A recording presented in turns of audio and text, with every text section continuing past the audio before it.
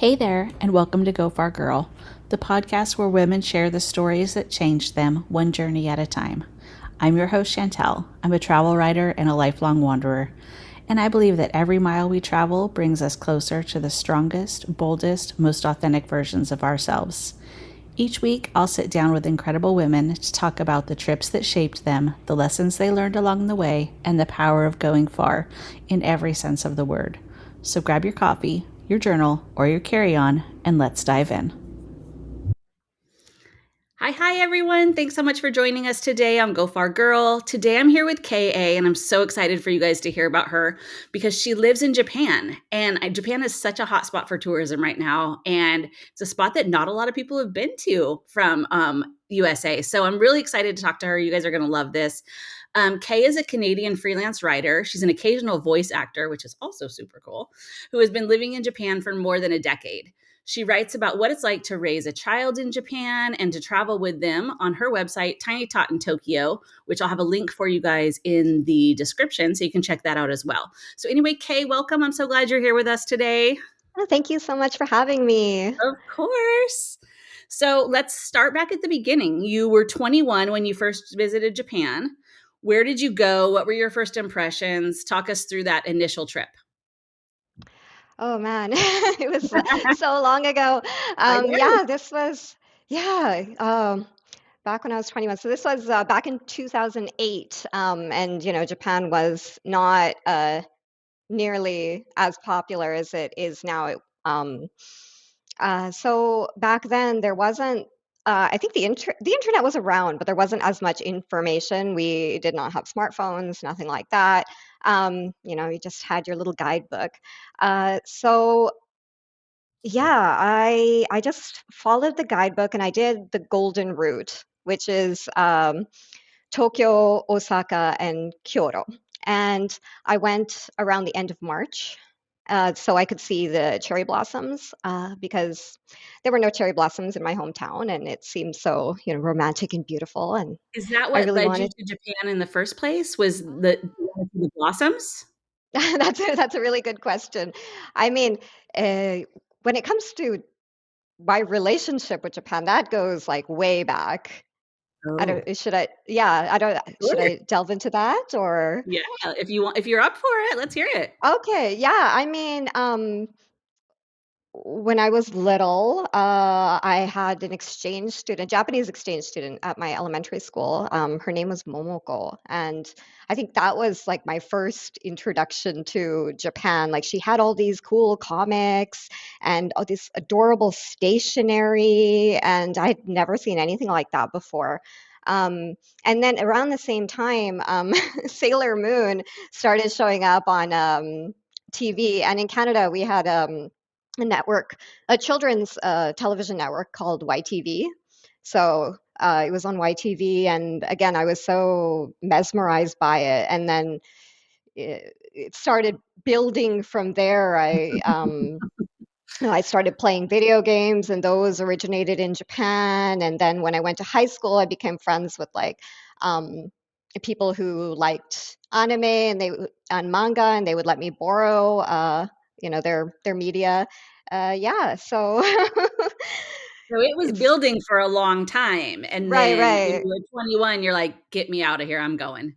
exactly. Yeah, actually, in high school, grade 10, my social studies teacher, she mentioned that niece was teaching English in Japan. And that's when I first thought, oh, okay, maybe I should go visit. Maybe I should see what it's like. Bef- and maybe eventually I can teach English there.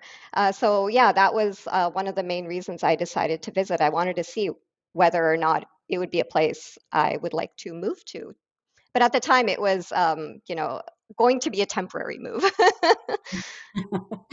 So you were there initially for, like, what, how long were you there? A couple weeks? And then you came back Yeah, what home and then decided to move?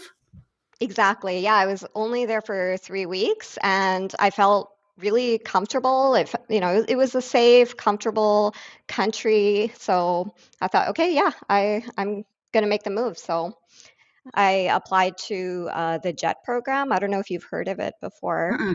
It's a Japan exchange and teaching program, and I believe it's run between governments, the government of Japan and other governments around the world.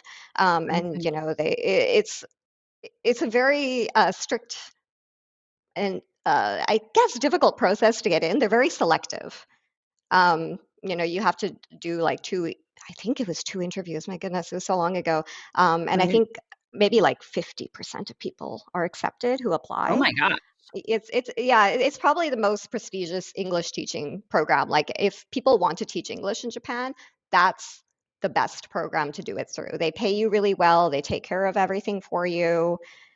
So, yeah, that's That's when I really wanted cool. to, yeah. Did you speak Japanese when you went there the first time? Not really. I watched anime and I watched Japanese dramas, like I don't know, television shows. Um, Yeah. so I was familiar with words, but I could not speak it. I could, say like very basic things that I think everybody probably knows now, like, arigato gozaimasu or things like that. Right, right. Sumimasen, like excuse me.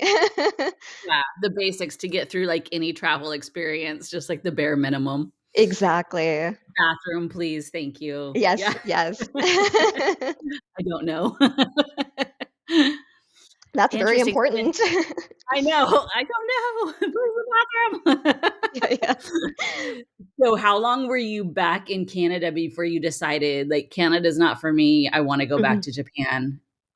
Uh, I was in, oh goodness. Okay, so I visited in March. I must have come back in April, and then I applied, and I think the whole process to apply to JET takes quite a while. I think I applied in autumn, and then I had my first interview in January, and then I think I was accepted in April. It might have been April, and then Okay, I so like a left year. in July. So almost Okay. a little over a year later, I was back in Japan, but living there. And then did you stay there from that point forward? Like, you thought it was gonna be temporary and then you just decided to stay, or Actually I decided to apply to graduate school. I was flip-flopping a lot um, about whether or not to stay because, like any country, there are good and there are bad points. And, when you visit as a tourist, you only get a small slice of what it's sure. like. Right. And I think as a tourist, you also have very rose-colored glasses. You're not working Of there, course. right? You're on Yes. vacation. It's all the fun stuff. So, being away from my family, and not fitting in, kind of realizing that I will like probably never fit in in Japan. That kind of got to me, and I decided I wanted to leave and go to graduate school. But then around that time, I met my husband, um, and I did go back temporarily, and I finished. I went to graduate school, but I was back and forth because my graduate studies was related to Japan, so I had to Yeah. come back to do research a lot. And then uh, my husband lived with me in Canada for a little bit, and then we both decided that it would be better for us to move back to Japan. Is your husband Japanese? He is Japanese, yes, Okay, so you met him while you were there, and then okay. yes. And so, what were the drawbacks? You said that there were some negatives, which of course there Hmm. is everywhere. Like, I live near Hmm. Seattle, our negative is the rain. Um, Hmm. what was it that was the most surprising, like, drawback? Once it was, like, your actual life and you're like, "Okay, I'm here." What were those surprises for you that weren't, like, as great as you thought they'd be? Just missing your Well, I family? think oh, that was a That'd big be huge. one. Yeah. It was huge. Missing my family, missing my friends. The hardest thing was definitely being away from my family, being away from my friends. Um, I made friends in Japan, but the friends I had in Canada, I had those friendships for a really long time. It was, I guess, when you make new friends in Japan, obviously it's very exciting, and I met lots of great people. Um, but it takes time for friendships to grow and deepen. Yeah. And I found that, my first year, that was like really fun. I made lots of friends. But then the second year, that's when people started leaving. So Jet, people will stay for 1 year, 2 years, 3 years. Um, and then when people leave and then new people come in, it's almost like you're restarting that Oh, friendship yeah. process. Yeah.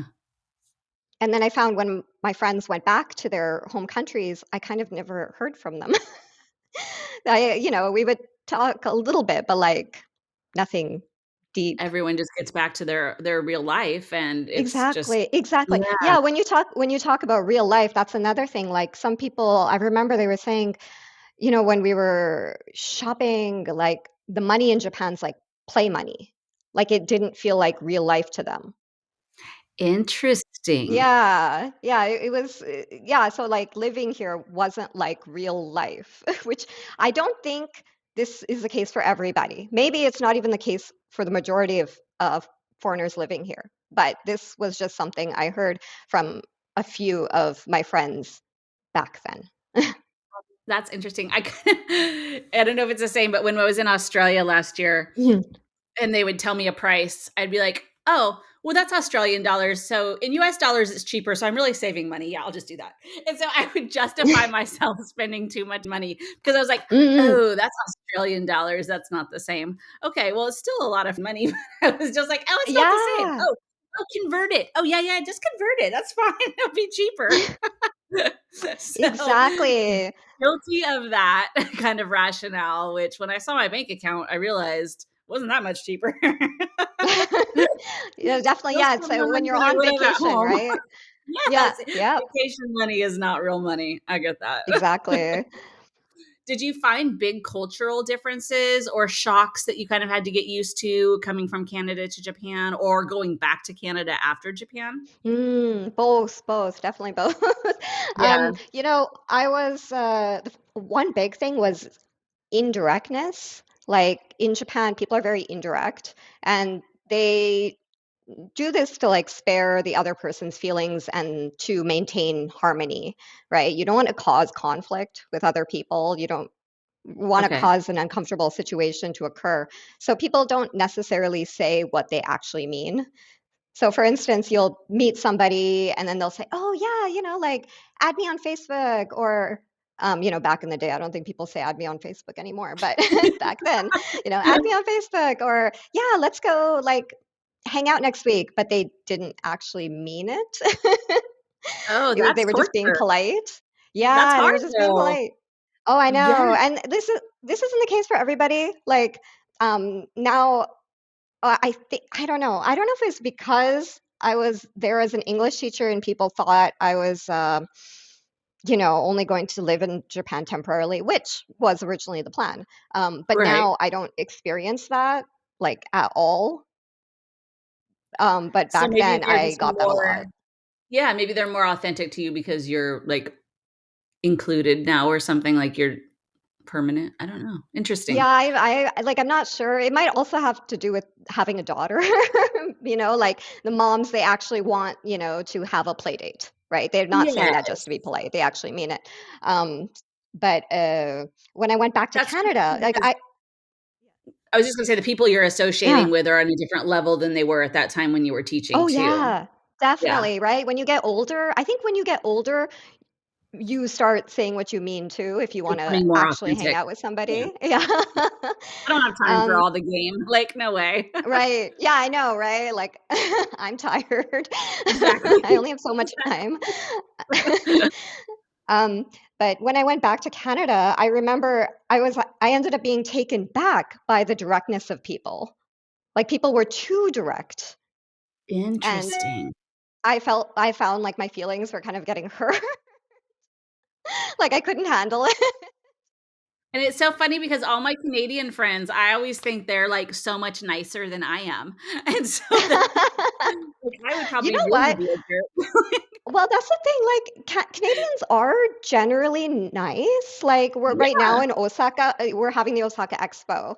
And, I went to a whole bunch of pavilions, and the Canada Pavilion, everyone was so nice, like insanely nice. And I was like, yes, yeah. these are my people.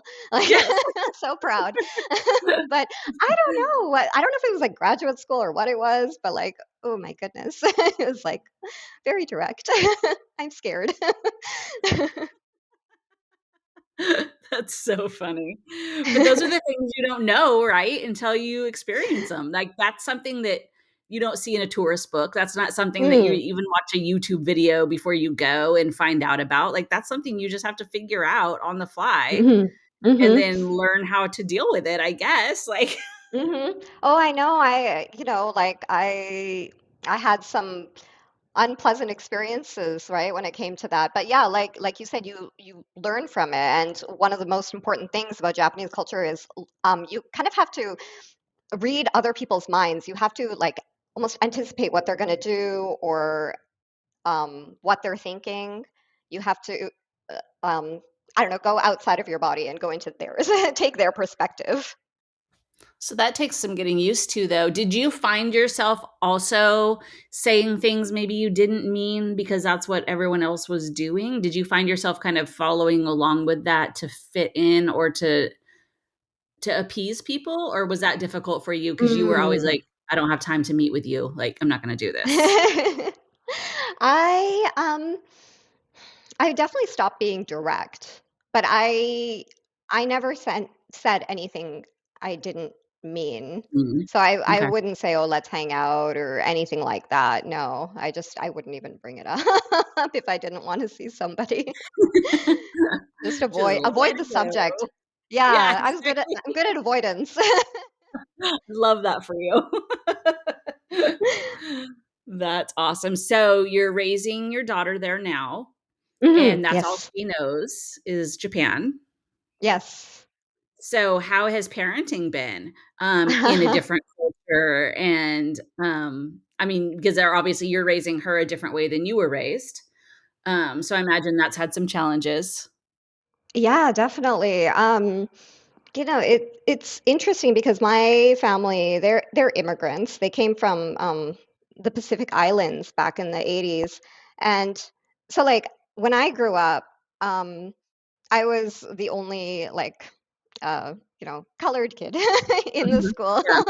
um, and yeah, I like my mom, she didn't know how to raise a kid in Canada. The only thing she knows is what life was like, back in her home country. And I guess now I'm really starting to appreciate, what my family did for me, and I'm able to take their perspective about what it's like to raise a child in a country that's not your own. Like there's so many things you don't know, and there's no cultural guidebook on Right. like how to raise. And even if Because there was parenting's hard like on its own. Parenting's hard even when exactly you do live in your country. Exactly. Like, even in your own country, people have different parenting styles. For Um, sure. so um, it's definitely a learning experience every day. I feel like I'm learning something new. And I am grateful that I at least have my husband here. And because he's Japanese. But Yes. even he like doesn't know Well, sometimes he's like never what been to a do. parent. Yeah, exactly. Right, exactly. Right, like, we're first-time parents. Like, first-time parents, like, you just learn as you go, right? Yeah, just hope for the best. Like right, exactly. Like, my daughter had to write a summer report about a report about summer vacation, last year. And so, we helped her, like, write, like, little things about what she did and draw pictures, and then she came home and she was so mad because she said all the kids had, um, the printed out pictures of their summer vacation, and they had glued it into the report, and my husband and I were both like, "What?" That was something we were supposed to do? And, I asked one of my Japanese mom friends about that, and she was like, "Oh, yeah, you didn't grow up here, you didn't know." And then I was like, "Well, but my husband grew up here, and he didn't know." Also, why is that not in the instructions? What are Oh, we I doing? know. I know. There are no instructions. You're just expected to know these Oh, things. I spend the whole school year crying. Oh, I know. In the beginning, it stressed me out, but now I'm kind of like, it is what it is. Like, I'm I the can foreign only mom. do What are you so gonna much. do? Yeah. Supposed to be like, sorry, Canada. Yeah, exactly, exactly. I think my daughter, she's pretty forgiving about those kind of things. She's like, yeah, whatever, I mom. love that. Oh my gosh. And I love that it's, like, helped you see your mom in a different way too, kind of that full circle Mm, moment where you can look right. back and, like, things make more sense or you're like, "Oh, yeah, yeah, I get that."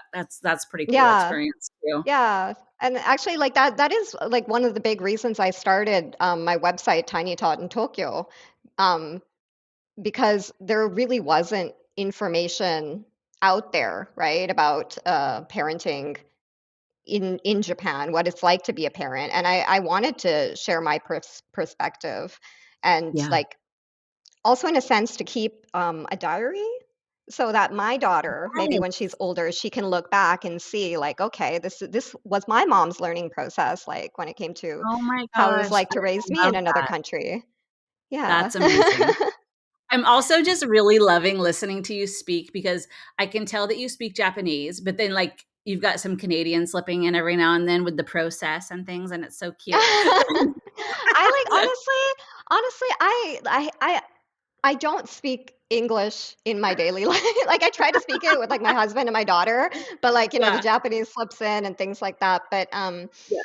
yeah, I don't get to speak to a native English speaker the way I'm No, speaking I'm to just you. picking up, Yeah, like, 2 totally often. separate accents that are kind of, like, merging somewhere in the middle. I'm like, "Alright."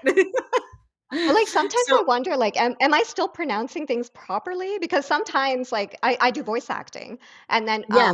sometimes I'll say something, and then the people working there, they're like, "Is that correct? Like, I think it's actually this," and I'm like, oh yeah, maybe that's the way you're supposed to say it." Like, I don't know. That's funny. So your daughter speaks English and a little Japanese? bit. Yeah, mainly Japanese. Okay. But it's probably nice for her to speak a little English with your parents and family that's still in Canada. Yeah. Yes, yes, yeah. But she's far more comfortable speaking Japanese. I don't Sure. blame her. No, But that's what she's immersed in all the time. That's yeah, her yeah. language. Has she Mhm. been to Canada? She has. She's been twice. Love So that. yeah. Very cool. Well, I love this story. So we always ask everyone at the end of these, what does it mean to go far? So what would you tell a woman who is dreaming about moving abroad but feels a little overwhelmed? What would you say to them? Ah, well, dreaming of going abroad and feeling overwhelmed. Well, I think it's very natural to feel overwhelmed because, it's a completely different country. You're starting from scratch, basically, right? Trying to find a new place to live, new job, new friends. Your support network is not going to be there. But, you know, life is short. And if you have the opportunity to do it, just do it. Just do it because the worst that can happen is that you figure out, okay, this is not for me, and you go back home. That's totally okay. What matters Yeah. at the end of the day is that you took that initial leap. So you won't be looking back when you're in your 60s wondering, should I have gone? Should I have done that? Well, no, because you did it. You did it. And you don't know what um, might come from that one experience. Like, for instance, I never in a million years imagined I would meet my husband in Japan. I was like set on going back to Canada, living out my life there, but here I am. That's so cool. Oh my gosh, that was amazing. I love that advice. Thank you so much. So, for everyone listening, we just want to thank Kay for being with us today. Go to the description of this podcast episode so that you can check out her website, Tiny Tot in Tokyo, and then tune back in next week because Kay is going to tell us about traveling in Japan. So, she's going to give us her favorite places and some tips on traveling there with a kid. So, we will see you next week. Alrighty. Hi, and welcome back to Go Far Girl. Today we're here with Kay. Kay is a Canadian freelance writer and occasional voice actor who's been living in Japan for more than a decade. She writes about what it's like to raise a child in Japan and to travel with them on her website, Tiny Tot in Tokyo. You can find that link down in the description, so be sure and check that out so you can follow Kay's adventures through Japan and maybe plan your own adventures. So if you missed last week, you'll definitely want to go back and check that out. Okay.